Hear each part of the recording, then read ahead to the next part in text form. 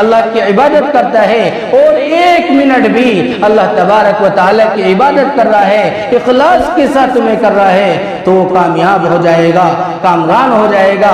لیکن اگر اخلاص کے ساتھ میں عبادت نہیں کرتا تو وہ ناکام اور نامراد ہو جائے گا۔ اللہ تبارک و تعالیٰ کے یہاں گھنٹے شمار نہیں ہوں گے۔ اللہ کے یہاں یہ نہیں پوچھا جائے گا کہ آپ کتنے گھنٹے اور کتنی راتیں جاگے تھے۔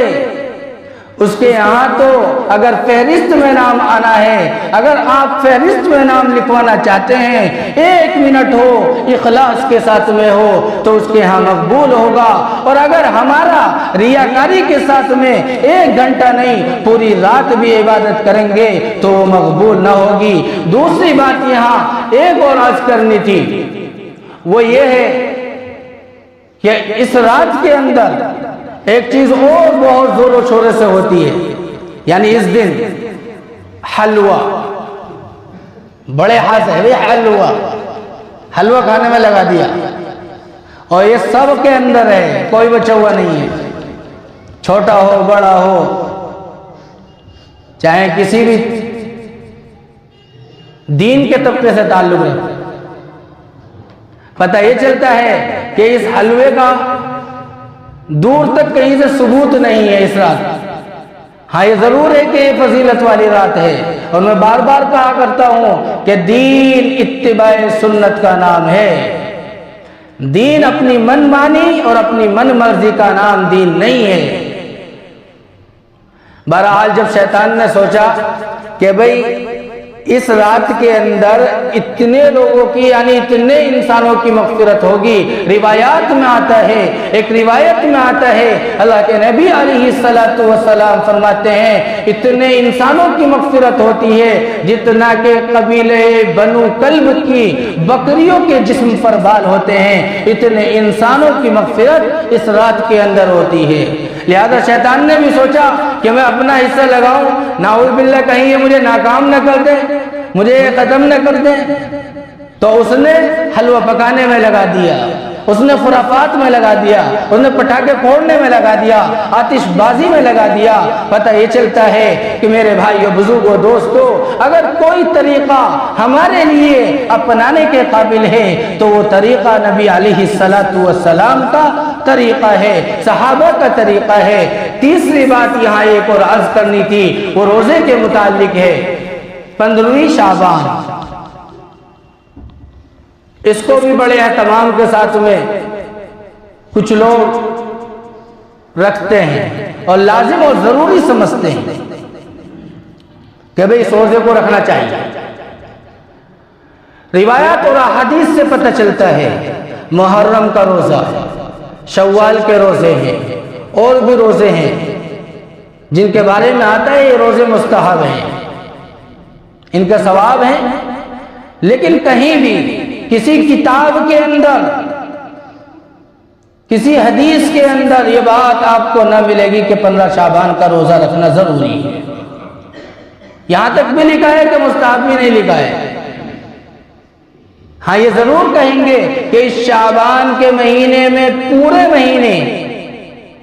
مہینے کے اندر اگر کوئی پورے مہینے کے روزے رکھتا ہے 28 29 کو چھوڑ کر یعنی 27 تک تو افضل ہے۔ اور احادیث میں آتا ہے کہ پیارے نبی علیہ السلام اس رات کے اس مہینے کے اندر نہیں بلکہ آپ کا معمول تھا کہ اللہ کے نبی علیہ السلام مہینے کے 3 دن روزے رکھتے تھے، یعنی ایام 20 جن کو کہتے ہیں، 13 14 15 ان تینوں کا روزہ رکھتے تھے۔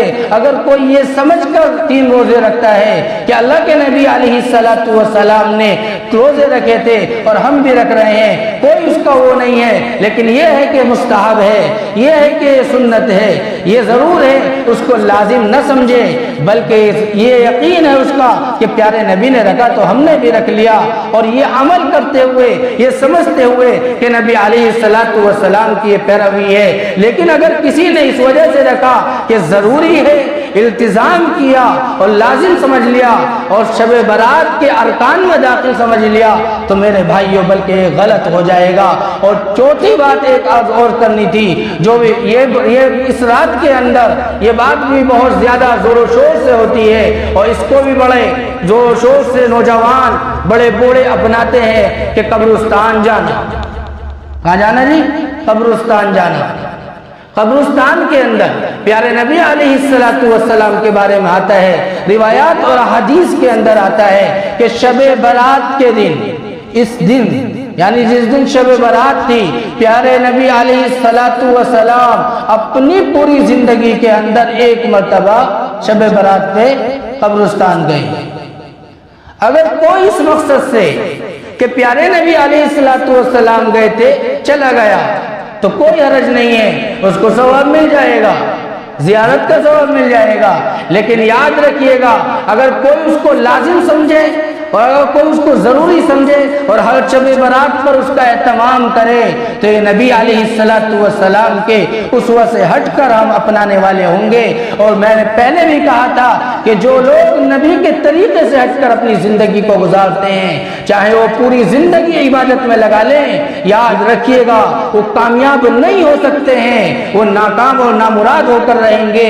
اور جو نبی کے طریقے کو فالو کرے گا، چاہے اس کا 1 منٹ ہو، 1 سیکنڈ ہو، میرے بھائیو بزرگوں دوستو، اگر اخلاص کے ساتھ میں ہو گیا تو وہ کامیاب اور کامران ہو جائے گا۔